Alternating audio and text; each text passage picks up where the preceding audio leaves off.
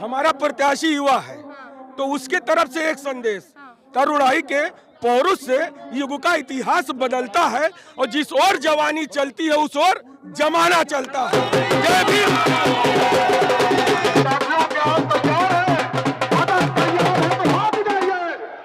कहाँ से आ रहे हैं आप लोग? हम लोग 174 मध्य विधानसभा लखनऊ से आए हैं। मध्य विधानसभा लखनऊ से पूरा गाजा बाजा लेके आप लोग कहाँ से चले हैं? देखिए, ये वो जश्न है जो सबके हृदय की अंतरात्मा से ये आवाज निकल रही है कि बहन जी 5वीं बार मुख्यमंत्री बनने जा रहा है। अरे भैया थोड़ा बतियाने दो, उसके बाद बजा लेना, नचवा भी लेना सबको। आपका नाम सर?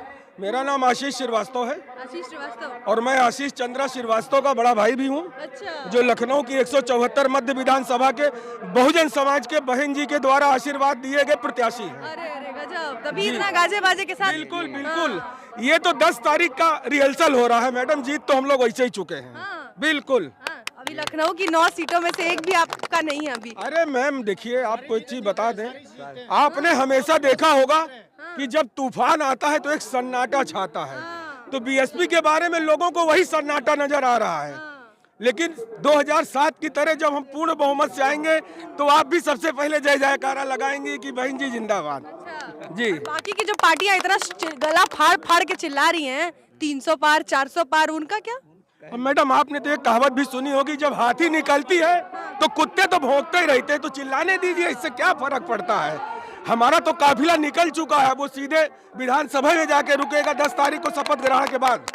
जी श्रीवास्तव जी, जहाँ एक भी सीट नहीं है वहाँ से 9 की 9 सीटें निकालने की बात कर रहे हैं, दावा बहुत बड़ा दे रहे हैं आप। मैम देखिए, एक चीज तो आप मानती होंगी कि पब्लिक ही सब कुछ है। चाहे जितना बड़ा नेता हो, अगर पब्लिक विरोध में है तो वो सड़क पे है, और पब्लिक सपोर्ट पे है तो वो सिंहासन पे। सच्चाई है ये। आप ये कैसे कह सकते हैं? तो आप ये कैसे कह सकते हैं सर कि विरोध में है जनता? मैम देखिए, इस देश की सभी व्यवस्थाओं को संपूर्ण तब माना जाता है कि जब निम्न वर्ग और एकदम कमजोर वर्ग का व्यक्ति किसी बात को लेकर परेशान ना हो। आप देखिए, दाल क्या स्थिति है, 70 रुपए की थी 150, सरसों तेल 70, 80, 100 में था, आज 120, 220, 200, 250 हो गया है। ठीक, हर चीज इतनी बढ़ रही। सिलेंडर देख लीजिए, 400-500 से था, 1000 हो गया। तो जब इतनी सारी व्यवस्थाएं हैं, और किसी भी देश की सरकार यही लोग बनाते हैं जो छोटे परिवारों से निकल के किसी भी, अच्छा हाँ, किसी भी देश की नहीं, भारत की बनाएंगे ये? जी जी जी। छोटे परिवार के लोग सरकार बनाते हैं, बिल्कुल सही बात है। तो छोटे परिवार के लोग बीजेपी से नाखुश हैं, आप कह रहे हैं? ये तो मैम आप खुद ही जानती होंगी, ये कहने की जरूरत नहीं है। यहाँ जितने आदमी हैं पूछ लीजिए, ये ना सोचिए कि ये बीएसपी, देखिए ये वोटर है, इनको जिसकी सरकार और व्यवस्था अच्छी लगेगी उसके साथ है। ये हमारे गुलाम नहीं है बहन जी, गुलाम नहीं है, लेकिन उनकी नीतियाँ गरीबों के लिए इतनी अच्छी है, इसलिए हमेशा उनके लिए खड़े हैं। भाजपा की नीतियाँ कैसी थी? अब देखिए, भाजपा की नीतियाँ मैम आप देखिए, वो हाईवे बनवा रहे हैं, एयरपोर्ट बनवा रहे हैं, तो ये किसी भी देश की आर्थिक व्यवस्था को मजबूत करने का वो देश का जातिगत ढांचा होता है, उसको आप विकास से नहीं जोड़ सकती हो। बुलेट ट्रेन से कितने गरीब कहाँ यात्रा करते हैं आप बताओ, कितने गरीब हवाई यात्रा करते हैं आप बताओ, कितने गरीब वो घर से दुकान और मकान और रोजी रोटी मरे रहते हो, कितने गरीब हाईवे चलते हैं आप बताओ हमको। अच्छा, अगर आप इसको विकास मान रही हैं तो ये देखिए, हर सरकार का नैतिक कर्तव्य है कि एयरपोर्ट बनाना है, हाईवे बनाना है, मेट्रो चलाओ चाहे कुछ चलाओ, लेकिन उस पर गरीब नहीं यात्रा करता है। वो कह रहे हैं कि हम तो जिसके लिए बनवा रहे, देखिए सब चलेंगे उस पे, हर जाति, हर धर्म, हर बिरादरी का इंसान चलेगा। कुछ आर्थिक विकास ऐसे होते हैं जिसको आप गिनती में गरीबों के हित के लिए जोड़ के नहीं देख सकते हो। अब ये सरकारी अस्पताल आप बनवा दियो, उसमें दवाई और डॉक्टर नहीं है, तो आप बताओ क्या फायदा। इमारत खड़ी कर दी बस।